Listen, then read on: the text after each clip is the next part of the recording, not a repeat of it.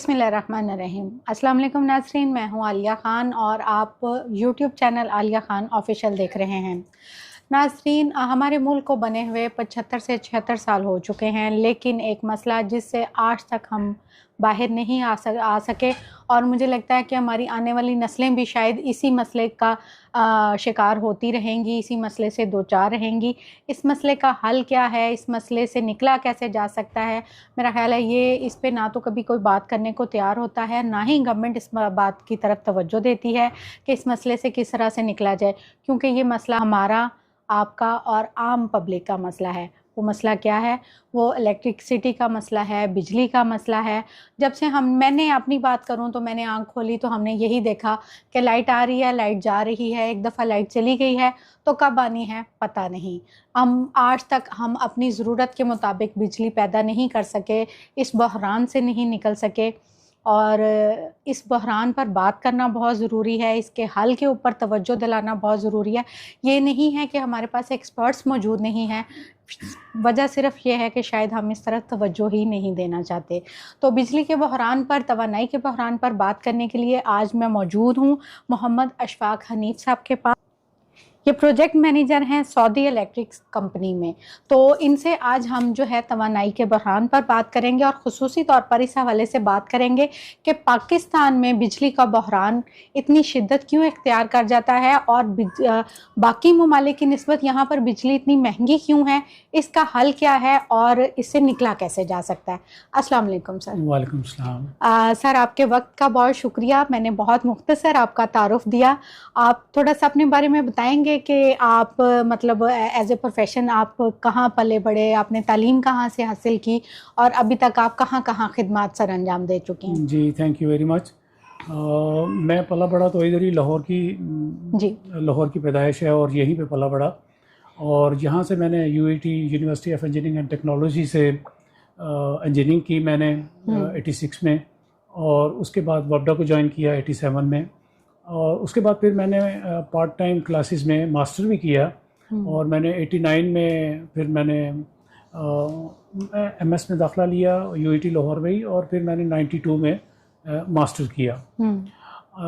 ये मैंने जो मास्टर में दाखिला लिया वो मैंने ड्यूरिंग जॉब जो है वो पार्ट टाइम क्लासेस में किया। तो मैं वबडा में साथ साथ जॉब भी कर रहा था और साथ साथ मैं मास्टर के लिए क्लासेस भी ले रहा था, और मेरी 92 में मास्टर कंप्लीट हुई। मेरी तकरीबन 12 से 13 साल की जॉब जो है वो वबडा के साथ है, 87 से लेके 99 तक। और उसके बाद फिर मैं 99 के बाद मुझे चांस मिला तो मैं सऊदी अरब चला गया, और वहाँ भी सऊदी इलेक्ट्रिसिटी कंपनी में ही हूँ। और वो भी सेम ऐसे ही है जैसे यहाँ वबडा है, पाकिस्तान में इलेक्ट्रिसिटी की कंपनी है वबडा। तो सऊदी अरब में सऊदी इलेक्ट्रिसिटी कंपनी के नाम से ये कंपनी जो पूरी सऊदी अरब में पावर सप्लाई करती है जी। और उसमें मैं अब पिछले यानी 99 से लेके टिल डेट वहीं पे हूँ और एज ए प्रोजेक्ट मैनेजर काम कर रहा हूँ। और तकरीबन मुझे 26-27 साल वहाँ भी हो गए हैं। 12-13 साल की मेरी जॉब यहाँ पे थी, तो तकरीबन 39 ईयर्स का मेरा टोटल एक्सपीरियंस बनता है। तो सारा एक्सपीरियंस मेरा यही बिजली के प्रोजेक्ट्स के साथ है। अच्छा सर, खुसूसी तौर पे बताइएगा कि आपने वबडा की ही फील्ड क्यों चूज़ की? क्या आपको लगता था कि बिजली बहुत जाती है या बिजली के ऊपर काम करने की ज़रूरत है तो आप इस फील्ड में आए? उस वक्त भी असल में हमारा लोड शेडिंग का प्रॉब्लम तो आपको पता है, जब से पाकिस्तान बना है तब से ये शुरू हो गया था जी। और हमने कोई बहुत ज़्यादा इसकी तरफ तवज्जो भी नहीं दी। देखें, हमारे जो 3 बड़े बड़े डैम्स हैं, असल में मसला ये नहीं कि बिजली है हमारे पास या नहीं है, बिजली है हमारे पास, लेकिन मसला ये है कि बिजली बहुत महंगी है जी। और आम आदमी भी नहीं अफोर्ड कर सकता, हमारी इंडस्ट्री उसको अफोर्ड नहीं कर सकती, क्योंकि आपको पता है कि पूरे के पूरे किसी भी मुल्क की जीडीपी जो है वो इंडस्ट्रियल सेक्टर पे बेस करती है जी। और इंडस्ट्रियल सेक्टर जो है वो पावर पे बेस करता है।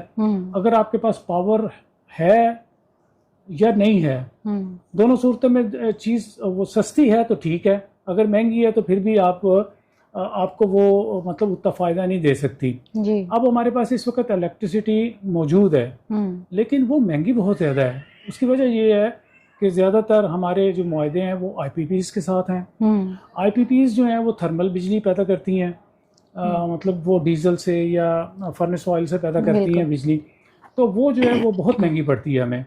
हाँ, बिजली सस्ती हमें कैसे पड़ सकती है, एक तो मतलब पानी से, जो हमारी पानी बिजली जिसको कहते हैं, पानी से बिजली सस्ती बन सकती है।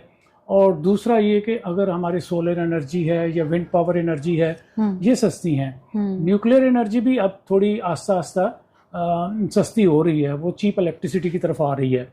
लेकिन असल मसला हमारा यही है कि हमारे पास एनर्जी मौजूद है, हमारे पास बल्कि कैपेसिटी से ज़्यादा हमारे पास मौजूद है, लेकिन बहुत महंगी बिजली है वो इस वक्त। आपका कहने का मकसद ये है कि बिजली की जो प्रोडक्शन की जाती है वो बनाने का तरीका जो है इस तरह का है कि वो जब हम प्रोड्यूस करते हैं तो वो हमें महंगी पड़ जाती है। वो महंगी पड़ती है, उसकी वजह ये जैसे मैंने बताया कि हमारा मतलब इलेक्ट्रिसिटी प्रोड्यूस करने के लिए कोई ना कोई ईंधन चाहिए होता है, बिल्कुल कोई ना कोई सोर्स चाहिए होती है।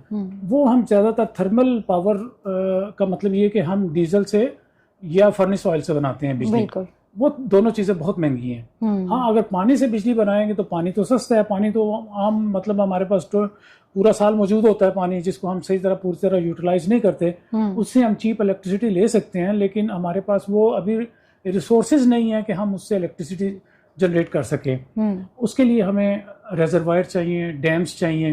अब आपको ये अंदाज़ा होगा कि हमारे जितने भी इस वक्त डैम्स है, हमारे पास बड़े डैम्स 3 हैं। उनमें से एक वार्षिक डैम है, एक तरबेला डैम है, एक मंगला डैम है। ये तीनों डैम जो थे वो 1960s में या 70s में बने थे। उसके बाद से लेके आज तक हमने कोई डैम बनाया ही नहीं और किसी गवर्नमेंट ने इसकी तरफ तवज्जो भी नहीं दी। उसकी वजह कुछ ये बनती है कि चूँकि हमारी हुकूमतें ज़्यादातर आई 3 साल के लिए, 4 साल के लिए, 2 साल के लिए, और फिर बीच में या तो मार्शल लॉ आ जाता है या उसको हटा दिया जाता है, जो डेमोक्रेटिक गवर्नमेंट होती है उसको हटा दिया जाता है। तो वो लोग जो है वो तवज्जो दे ही नहीं पाते। उनको भी जब आते हैं तो पता होता है कि पता नहीं हमारी जो गवर्नमेंट है वो 2 साल चलेगी, 3 साल चलेगी, तो वो बड़े प्रोजेक्ट्स की तरफ तवज्जो नहीं दे पाते हैं। वो ऐसे प्रोजेक्ट की तरफ तवज्जो नहीं दे पाते कि जो 5 साल चलना है या 10 साल चलना है। उनकी कोशिश ये होती है कि हम ऐसे प्रोजेक्ट्स लगाएं तो जो जल्दी ख़त्म हो जाएं और हमें उनका रिवार्ड भी मिल जाए अगले इलेक्शन में। तो उसकी वजह ये है कि उन्होंने थर्मल बिजली की तरफ ज़्यादा तवज्जो दी, क्योंकि जो थर्मल जो IPPs हैं, ये जब पावर प्लांट लगाती हैं तो वो पावर प्लांट 1 से 1.5 साल में लग जाता है। थर्मल पावर प्लांट वो बहुत ज़्यादा लंबा चौड़ा प्रोजेक्ट नहीं होता, लेकिन वो उतना ही कॉस्टली होता है, उसकी इलेक्ट्रिसिटी उतनी ही कॉस्टली पड़ती है। लग तो जल्दी जाता है, लेकिन वो चूँकि थर्मल बेस्ड होता है, यानी वो डीजल बेस्ड होता है या फर्नेस ऑयल बेस्ड होता है, तो इस वजह से वो इलेक्ट्रिसिटी हमें बहुत ज़्यादा कॉस्टली पड़ती है जी। और वो दिन ब दिन आपको पता है कि पेट्रोल और डीजल की प्राइसेस भी बढ़ती रहती हैं, तो वो इलेक्ट्रिसिटी और महंगी होती जाती है। हाँ, हमें इसको सस्ता लेने के लिए, सस्ता बनाने के लिए हमें वापस या तो पानी की तरफ आना पड़ेगा, उसके लिए हमें डैम्स चाहिए, या हमें सोलर सिस्टम की तरफ आना पड़ेगा, उसके लिए हमें बहुत बड़े बड़े सोलर प्लांट्स लगाने पड़ेंगे, या हमें विंड पावर चाहिए, उसके लिए हमारे पास 3-4 कॉरिडोर्स हैं पाकिस्तान में बहुत बड़े बड़े, और वहाँ से हम अच्छी खासी बिजली जनरेट कर सकते हैं, तो उनकी तरफ आना चाहिए। वो हमारे पास, वो मैं थोड़ा सा एक्सप्लेन कर दूं, हमारे विंड पावर कॉरिडोर कहाँ कहाँ है। एक तो सिंध में है, बहुत बड़ा विंड कॉरिडोर है जो ये कराची से शुरू होके घारू का एक वहाँ पे मकाम है, वहाँ से शुरू होके हैदराबाद तक का पूरा इलाका जो है ये सारा विंड कॉरिडोर कहलाता है, और पूरा साल वहाँ पे हवा चलती रहती है जो हमें बिजली बनाने के लिए चाहिए होती है विंड टर्बाइंस को। तो यहाँ पे बहुत तकरीबन 15 to 20,000 मेगावाट कैपेसिटी की हम विंड टर्बाइंस लगा सकते हैं। इसके अलावा हमारा दूसरा बड़ा जो कॉरिडोर है, विंड कॉरिडोर, वो है ईरान और पाकिस्तान की जो बॉर्डर लाइन है, Afghanistan Iran Pakistan border line है, वहाँ पे है। वहाँ भी हम विंड टर्बाइंस लगा के तो तकरीबन हम 10 से 15,000 मेगावाट की बिजली बना सकते हैं। इसके अलावा तीसरा बड़ा जो हमारा विंड कॉरिडोर है वो हमारा KPK में है, स्वात में जी, स्वात के इलाके में। वहाँ भी हम विंड टर्बाइंस लगा के हम बहुत बड़ी मिकदार में, तो ये टोटल अगर कैपेसिटी अगर हम जोड़ें तो तकरीबन 40,000 मेगावाट कैपेसिटी तक हम सिर्फ विंड से हासिल कर सकते हैं अगर हम विंड टर्बाइंस लगाएं। यानी कि अपनी ज़रूरत की बिजली तो हम वैसे ही पैदा कर सकते हैं, इससे ही पैदा कर सकते हैं, विंड से ही पैदा कर सकते हैं। इसके अलावा अब आए सोलर की तरफ जी। सोलर का आपको पता है कि सोलर तो हम मतलब सूरज से लेते हैं, और सूरज हमारे यहाँ 12 महीने जो है वो चमकता रहता है। आजकल तो बहुत ही ज़्यादा चमक रहा है। तो लेकिन मसला ये है कि उसके लिए ऐसी गवर्नमेंट्स और ऐसे अदारे चाहिए जो गवर्नमेंट की तवज्जो इसकी तरफ दिलाएं, ऐसे ऐसे प्रोजेक्ट्स बनाएं। और सूरज से जो हम लेते हैं वो हमारे यहाँ कायद-ए-आज़म सोलर पार्क बनाया था आज से तकरीबन 10 साल पहले, एक कायद-ए-आज़म सोलर पार्क बना था, लेकिन वो उस वक्त ज़रा ये जो सोलर पावर है उसका आगाज़ था, यानी बहुत अरसा नहीं हुआ था और वो हमें महंगा भी पड़ा काफ़ी। लेकिन अब अगर आज देखें तो सोलर एनर्जी काफ़ी सस्ती हो चुकी है, विंड और सोलर एनर्जी दोनों जो है वो बहुत सस्ती हो चुकी है। यहाँ पे एक चीज़ आपको नहीं लगता है कि बाहर के ममालिक में मुतबादिल चीज़ों की तरफ जब जाया जाता है तो आवाम के लिए सहूलियात पैदा की जाती हैं, इदारों के लिए सहूलियात पैदा की जाती हैं। यहाँ पर तो ये देखा जाता है कि आवाम जिस तरफ जाने लग जाती है उसके ऊपर टैक्सेस लग जाते हैं। अगर आप अभी हम सोलर की बात कर रहे हैं तो जो लोग सोलर लगा रहे हैं या लगाना चाहते हैं तो उनको तो इसमें कोई रिलीफ नहीं मिल रहा, बल्कि उसको और ज़्यादा महंगा किया जा रहा है।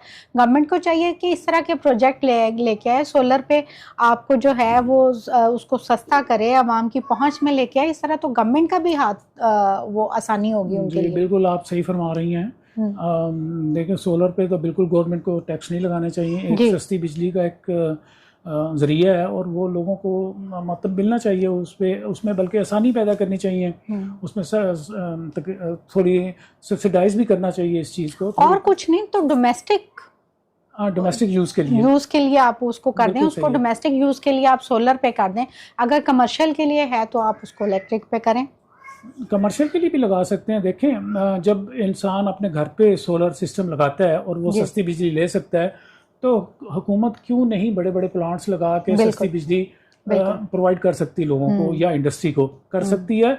उसके लिए एक मतलब गवर्नमेंट को भी थोड़ी अप्रोच करनी होगी इस तरफ और हिम्मत दिखानी होगी और सोलर प्लांट्स जो हैं वो लगाने होंगे। मैंने बहुत सारे आर्टिकल्स इस पे लिखे हैं, अगर आप मेरे आर्टिकल्स देखें मुख्तलिफ अखबारों में तो मैंने इस पे लिखे हैं कि हुकूमत को अब इस तरफ सोचना चाहिए, सस्ती बिजली की तरफ आना चाहिए। बिल्कुल IPPs को खैर बात कहना चाहिए क्योंकि IPPs हमें बहुत ज़्यादा महंगी बिजली प्रोवाइड कर रही हैं और वो मुआहदे हालांकि उसको अब हुए भी, जो मुआहदे हमने शुरू में किए थे IPPs के साथ वो 90s में किए थे और उसको तो अब 25 साल से ज़्यादा का अर्सा गुजर चुका है। तो अब और इनिशियली जो मुआहदे होते हैं वो 25 से 30 साल के लिए होते हैं। तो अब जिनके साथ हमने 90s में किए थे या अर्ली 2000 में किए थे वो मुआहदे तो अब तकरीबन 25 साल हो गए हैं या कंप्लीट होने वाले हैं या may be around 30 years now. तो they should review the all the contracts again, उनके साथ कॉन्ट्रैक्ट्स ख़त्म करने चाहिए IPPs के साथ और जितनी जल्दी हम उनसे छुटकारा हासिल कर लेंगे हमारा जो सस्ती बिजली की तरफ सफ़र है वो शुरू हो जाएगा। और सस्ती बिजली जैसे मैंने बताया कि उसके 3 ही ज़राए हैं, या पानी से हम बिजली हासिल करें डैम्स बना के, या हम विंड टर्बाइन्स लगाएं, या हम सोलर पैनल से जनरेट करें। और सोलर पैनल पे भी मैंने बताया कि हमें अब जो दुनिया है वो फ्लोटिंग सोलर पैनल की तरफ जा रही है। फ्लोटिंग सोलर पैनल का मतलब ये है कि जो हमारे बड़े बड़े रेजरवायर्स हैं, जैसे तरबेला का रेजरवायर है, जैसे मंगला का रेजरवायर है, झील जो है तरबेला की झील है, मंगला की झील है, बहुत बड़ी बड़ी झीलें हैं और उस पे हम फ्लोटिंग सोलर पैनल लगा सकते हैं। उसका फ़ायदा ये होगा फ्लोटिंग सोलर पैनल लगाने का कि एक तो वो हम जो सोलर पैनल हम ज़मीन पे लगाते हैं तो बहुत सारी ज़मीन उसके लिए चाहिए होती है। बिल्कुल उस ज़मीन को बचाने के लिए हम ऑलरेडी झील अवेलेबल है, उसके ऊपर फ्लोटिंग इंडिया में हो रहा है, इंडिया में इसी तरह इंडिया में चल रहा है। चाइना बहुत बड़े प्रोजेक्ट उसके चल रहे हैं, बड़े बड़े सोलर पैनल के प्रोजेक्ट चल रहे हैं जो फ्लोटिंग सोलर पैनल है झीलों पे लगाए हुए उसने। तो पाकिस्तान को भी इस तरफ तवज्जो देनी चाहिए। उससे फ़ायदा ये होता है, एक तो ऑलरेडी वो झील होती है, मतलब वहाँ पे पानी होता है, मेंटेनेंस के लिए चूँकि पानी भी चाहिए होता है इन सोलर पैनल्स को, इनकी मेंटेनेंस के लिए, इनके वॉश करने के लिए पानी वहाँ पे मौजूद होता है। दूसरा ऑलरेडी वहाँ पे ग्रिड स्टेशन और ट्रांसमिशन लाइन का सिस्टम मौजूद होता है क्योंकि ऑलरेडी वहाँ पे पानी से बिजली बन रही है तरबेला पे, मंगला पे। तो वही सिस्टम हम इसके लिए यूटिलाइज कर सकते हैं सोलर पैनल्स के लिए। इसी तरह सोलर पैनल्स को जब आप देखें कि सोलर पैनल्स झील की सतह पे होंगे तो झील का जो पानी आबी बखरात की सूरत में उड़ जाता है वो भी नहीं उड़ेगा क्योंकि वो ऊपर सोलर पैनल्स होंगे, उससे वो उनकी वो आबी बखरात बनने कम हो जाएंगे। तो जो पानी हमारा ज़ाया होता है झीलों में वो भी ज़ाया नहीं होगा और उसको भी हम बचा के उससे फर्दर इरीगेशन या उससे फर्दर जनरेशन हम ले सकते हैं। तो गवर्नमेंट को चाहिए कि इन नए आइडियाज़ की तरफ जो है सोचना चाहिए और इन पे अमल दरामद